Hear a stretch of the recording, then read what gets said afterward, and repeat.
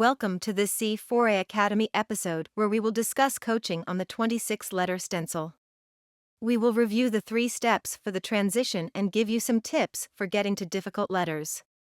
Then we will discuss the most important thing. Review the 3 steps for the transition. To review, step 1 in transitioning to the 26-letter stencil is to slip in 1 letter, doesn't have to be the first one, to get onto the 26th letter.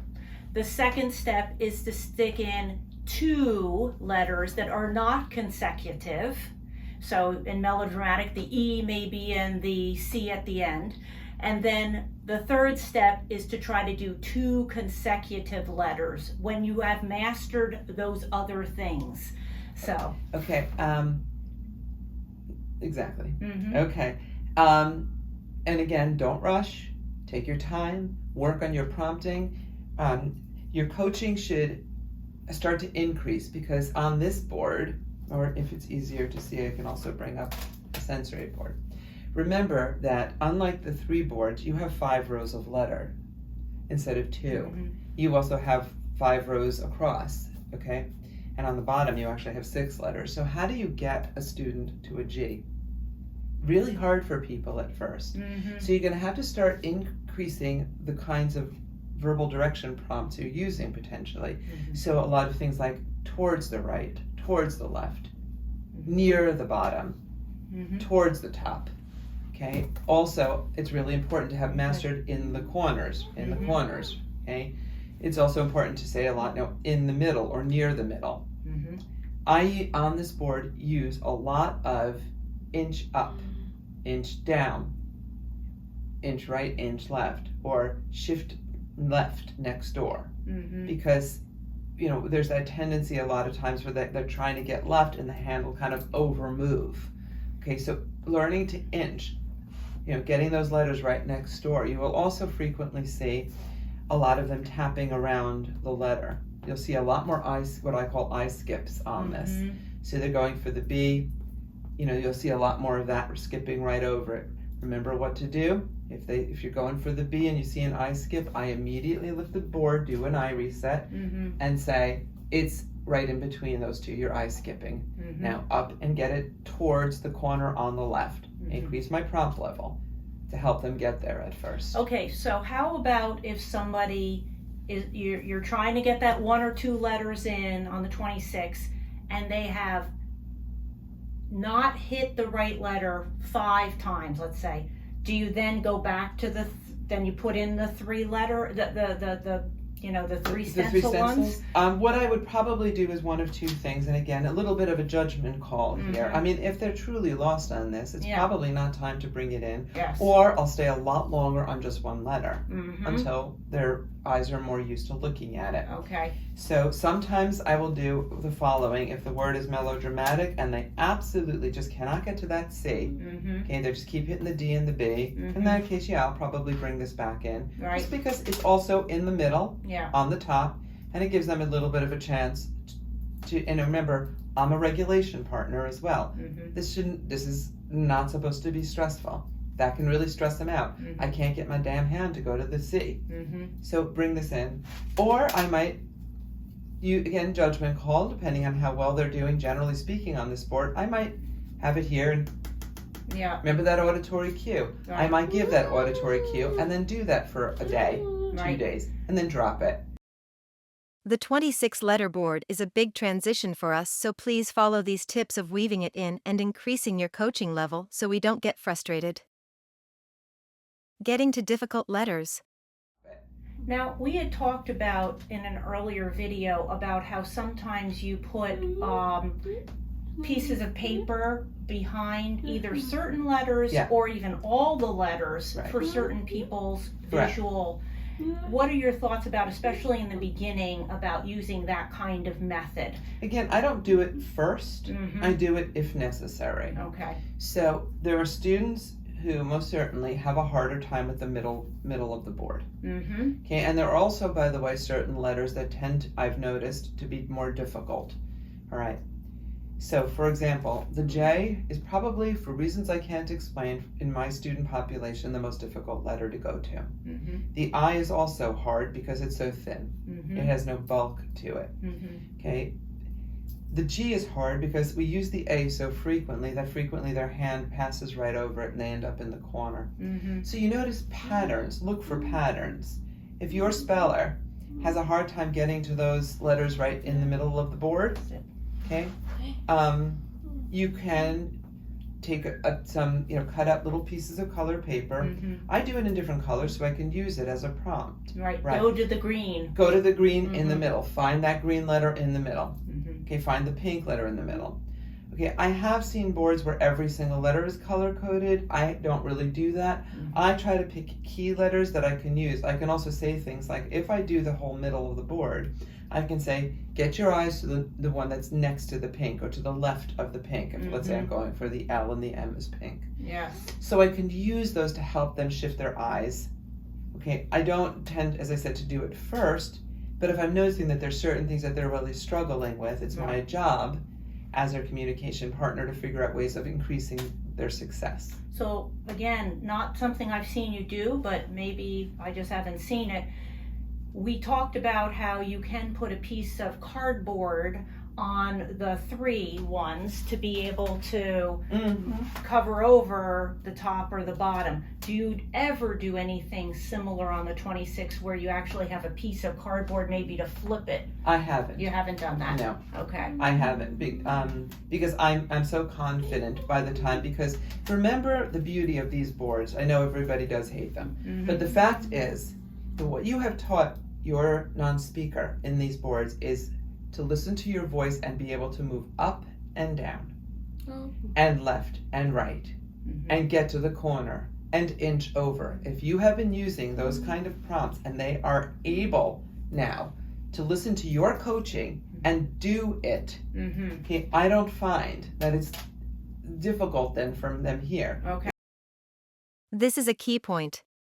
You need to feel like your typer is able to follow your voice coaching pretty consistently before moving to the big board. Yes, it's difficult, but Yes. what I'm saying is if they miss a letter, because they're so used to hearing me say inch over, Mm-hmm. get its neighbor, look next door, get it, Mm-hmm. get up into that corner. And remember, if I need to increase my coaching level, I do. If they're really having a hard time getting to that top left corner for whatever reason, Right. I'm up here clicking. Yeah. I'm doing what I have to do to get them there. In the beginning, I may be doing a big hand wave right smack in the middle of the board. Mm-hmm. Okay, so I find that you should be a proficient enough coach by the time you're ready to bring that 26 letter board in, Mhm. and they are adept enough at hearing your voice Mhm. and doing what it's saying Mm-hmm. that I don't find that I need to do that on here. Yeah. But when I'm definitely first working with a student that's really, some students really have a hard time going up and down. I have found the most difficult is up. Yeah. It's just a general pattern. Mm-hmm. I had a student who took 2 years to be able to move his hand up. Wow. There's actually a good video of him on my Facebook page. Fantastic. If anybody wants to We'll see probably use it as a case study because again, we want you to understand that every student is different. Some of them have a hard time with say up, moving their eyes, etc. And so one of the things that we're going to try to be doing is adding these case studies to be able to help you see the different specific issues that Judy has helped people to overcome. it. Absolutely. Yeah. The case studies are important because we want you to see all different profiles of non-speakers and the challenges they overcome to become typers. So, in that case, yes, I do tape a piece of cardboard right in the middle, Yeah, right? yeah, And I'll and flip flip it it. up and down. We'll work on left and right first, okay? And then I will slowly start to work on up and down. Mm-hmm. So, anything that I can think of doing to make my non-speaker successful, Mm-hmm. I am going to do. I mean, if it means dancing a jig every time I come in, I'm going to dance a jig every time they come in. I was actually talking to people recently about the fact that remember that this should be fun Mm-hmm. and that this should not be stressful. If you're finding you're getting stressful, stop, because you're going to dysregulate your non-speaker. Okay, and I know for Elizabeth and I, like when we were taking her final exams in college, we would just literally, in between a question, we would stand up, we would do a a stretch, a deep breathing, we would like do a little jig, just anything to kind of, again, get the body sort of loosened up. Yeah. And to say, look, we're here, we're together, we're trying to do something that's really important. That's really important. That's hard but fun. Remember, it should be a joyous journey. Okay, so I'd hope if you're starting to devolve into, I'm getting stressed because my non-speaker is just not getting that letter. Yeah. This is not the moment. What I would do is they just cannot get the darn A. Yep. You do one of these. Yep. Right here, you get them into the A, stop for the day. Yep. Or if you absolutely have to, the highest level of prompting is hand over hand. Right. And again, we rarely ever use it, but if you do, for them to then do it independently after is one method you've already talked to us about. Right. A lot of times I do use hand over hand the very first time I sit down. This is what it's going to look like. This is what it's going to feel like. And most importantly, and this is why you, my highly intelligent non-speaker, I'm asking you to spell words that I already know you know how to spell. I remind them, I already know you know how to read. This is a motor skill. I'm not doubting your intelligence. The most important thing. I actually had a mother sitting in the waiting room this week who said to me, what do you think is the single most important thing? And I was standing there thinking for a minute, and she said, I think what the most important thing for me is believing that my child can do this. Yes, that is the most important thing. And it's the most important thing. For sure. That is the most important thing. Believing that we are intelligent and desperately want to communicate with you. In this episode, we reviewed the 3 steps to the 26-letter stencil. Start with 1 letter of a word on the 26-letter stencil. Then try 2 non-consecutive letters. And then try 2 or more consecutive letters. To help your typer with getting to difficult letters, you can try colored paper behind those letters. Remember to increase your coaching level. We discussed the most important thing, to believe your typer can learn to do this. Your episode exercise is to select a C4A Academy lesson. If your typer can follow your voice coaching on the 3 stencil set, then try to weave in the 26-letter stencil for 1 letter of a spell word. Remember to increase your coaching level on the big board. When you are successful, try 2 non-consecutive letters. When you are successful with that, try 2 consecutive letters. Add colored paper for difficult letters. Make sure it is a joyous journey. Here it is, your moment of zen.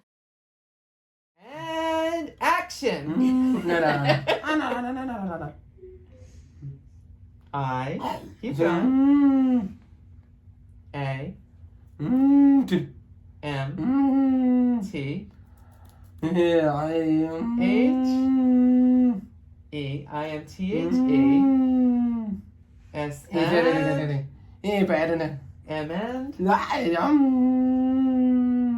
A, S N A, R, You're ahead. Look at this way. Where are you going? Get your eyes back here. I am the smart. Go. Where are we going? I am the smart. Okay, A. Keep going, pumpkin. Eyes are on the board, Gaff. Eyes on the board. N. Eyes on the board. Look. I am the smart and. Come on, you. Eyes here. I am the smart and. F and. U and. Look.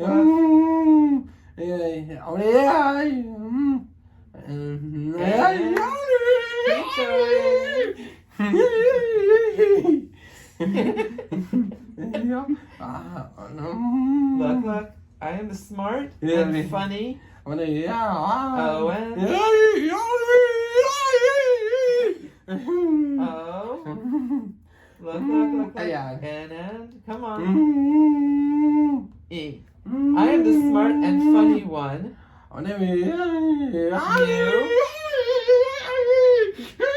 Totally cracking yourself up here. You and L and go. I keep going. Go. Go.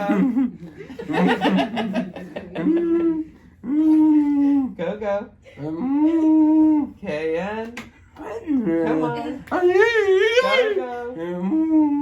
Unlike I'm the smart and funny one. Unlike come on. M and